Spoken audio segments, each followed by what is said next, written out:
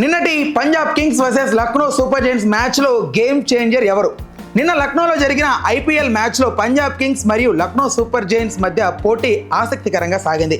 ఈ మ్యాచ్లో అత్యంత ప్రభావం చూపిన ఆటగాడు గేమ్ చేంజర్ ఎవరు? ఈ మ్యాచ్లో Punjab Kings opener Prabhsimran Singh game చేంజర్గా నిలిచాడు. అతని బ్యాటింగ్ వల్ల పంజాబ్ కింగ్స్ గెలిచింది. ప్రభాస్ సిమ్రాన్ సింగ్ ఇన్నింగ్ విశేషాలు ఒకసారి చూస్తే అతను 34 బంతుల్లో 69 పరుగులు చేశాడు. 9 4లు 3 సిక్సర్లు కొట్టాడు. అతను చాలా వేగంగా ఆడి పంజాబ్ కింగ్స్ను ఆరంభాన్ని ఇచ్చాడు. అతని హాఫ్ సెంచరీ కేవలం 23 బాల్స్లో వచ్చేసింది.